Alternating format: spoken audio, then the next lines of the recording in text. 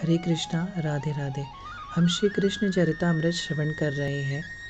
आज का प्रसंग है नंद देहरी में अटका ब्रह्म, एक अद्भुत लीला। एक दिन रुद्रांश ऋषि दुर्वासा पधारे गोकुल में। ऋषि, आप? झुककर भगवती पूर्णमासी ने प्रणाम किया। आप यहाँ भगवती? परम शैव हैं आप, और शैवों की तो शिव धाम में ही वास करना चाहिए। आप यहाँ कैसे?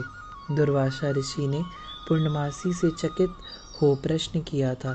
और भगवती, मुझे स्मरण होता है जब आप काशी में समाधिस्थ होती थीं, निराकार के ध्यान में आपका लीन हो जाना मुझे आनंदित करता था। आपके भाई ऋषि संदीपानी ने मैं मिला था महाकाल के मंदिर में।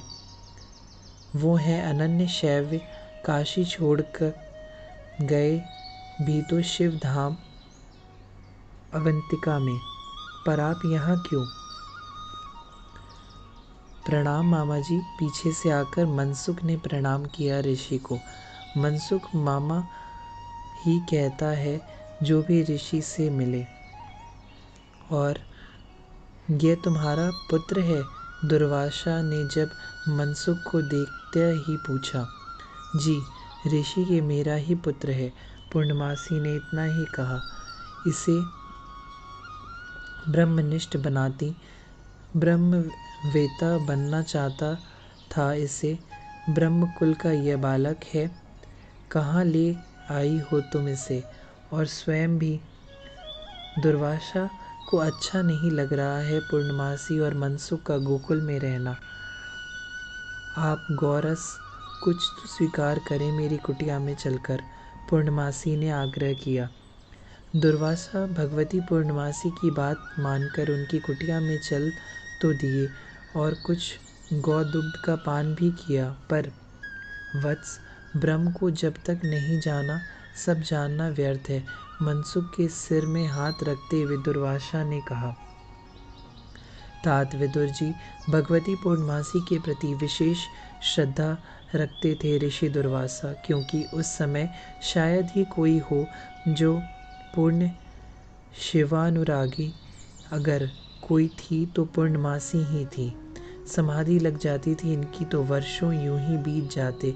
इसलिए तो दुर्वासा आज पूर्णमासी के यहाँ पहुँच गए थे। मनसुख, तुमने काल को जीत लिया है। सनकादियों की तरह तुम भी हो। एक ही वै तुम्हारी है। कुछ सिद्ध योगियों में से एक हो। फिर क्यों उस ब्रह्म अनुभूति को त्याग कर तुम यहाँ?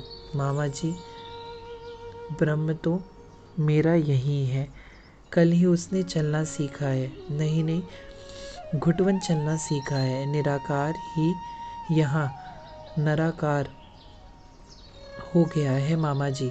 खूब किलकारियाँ मारता है, नन्हे नन्हे पाँव पटकता है। जब इन आँखों से ही दिखाई पड़ रहा है तो कौन ध्यान करे और कौन आंखें बंद करे?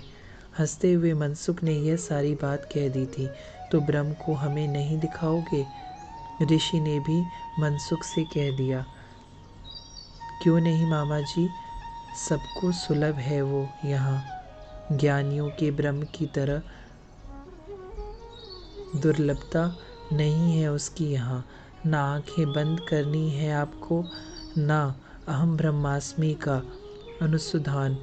बस देखना है उस नंद नंदन के आंगन में, वहीं खेलता है आपका ब्रह्म।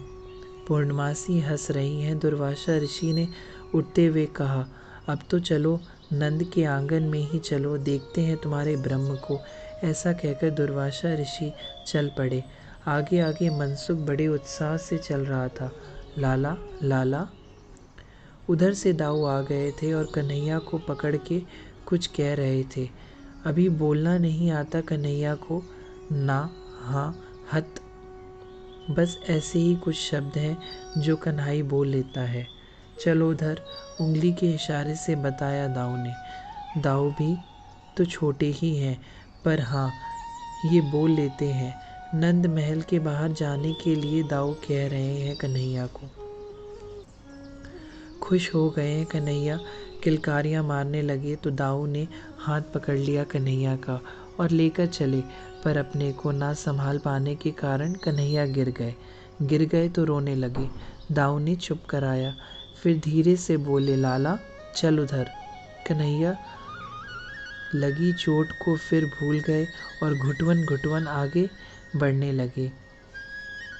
चाल तेज है दोनों की। आज दोनों ने ही यह संकल्प कर लिया है कि देहरी पार करनी ही है। जैसे तैसे घुटवन को छिला के पहुंच ही गए थे यह देहरी में। अब देहरी से नीचे उतरना है। दाऊ ने देखा, पर चंचलता की पराकाष्ठा कन्हैया, वो तो नीचे उतर भी गए, पर नीचे गहरा है बहुत, 2 फुट भी तो इनके लिए गहरा है। देहरी को पकड़ लिया है ऊपर, अब हाथ छोड़े तो गिर पड़ेंगे तो बुरी लगेगी। अब तो आओ ना। जोर से चिल्लाना शुरू किया कन्हैया ने। कन्हैया के चिल्लाने से डर गए दाऊ, क्योंकि यहाँ वही तो लाए थे कन्हैया को। वो कहे, चुप, मैं खींचता हूँ तुझे, पर तू चुप रह।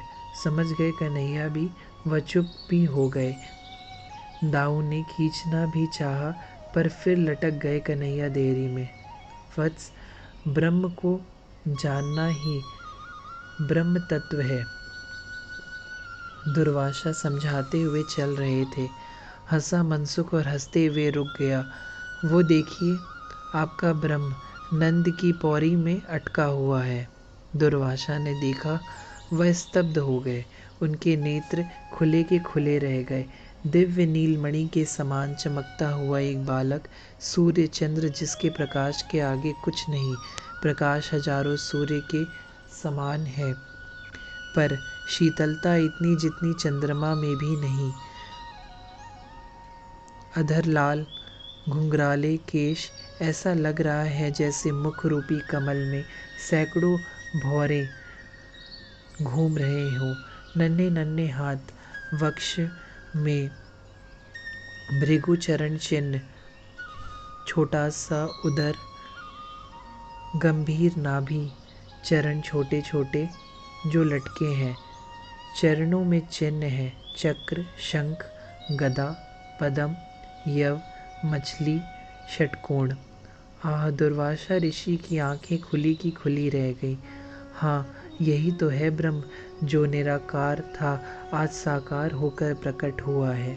पर दुर्वासा उस समय चौंक गए जब यह ब्रह्म रोने लगा और रोते हुए दाऊ के इशारे में कहने लगा, मुझे ऊपर खींच। दाऊ भी तो बालक ही है। पूरी ताकत लगाकर कन्हैया को दाऊ ने खींचा, जैसे तैसे खींच लिया ऊपर। ऋषि दुर्वासा को अब देह भान नहीं है, वह सब कुछ भूल चुके। बस उनके हृदय में यही बाल कृष्ण अच्छे से बस गए हैं। अब ऋषि आनंद में डूबकर यही गा रहे थे। ऋतु जिसे पढ़नी हो पढ़े, जिसे उपनिषद पढ़ना हो वह भी पढ़े, जिसे निराकार ब्रह्म ज्योति में अपना ध्यान लगाना हो लगाए। पर मैं तो इस नंद देहरी को प्रणाम करता हूँ जिसमें ब्रह्म अटक गया था, दुनिया को उबारने वाला स्वयं उबरने के लिए याचना कर रहा था। आहा, ये कहते हुए ऋषि दुर्वासा आनंदित हो नाचने लगे। ब्रजरज को अपने शरीर में लगाते रहे। मनसुख यह देखकर बहुत प्रसन्न हुआ था। हरे कृष्णा, राधे राधे।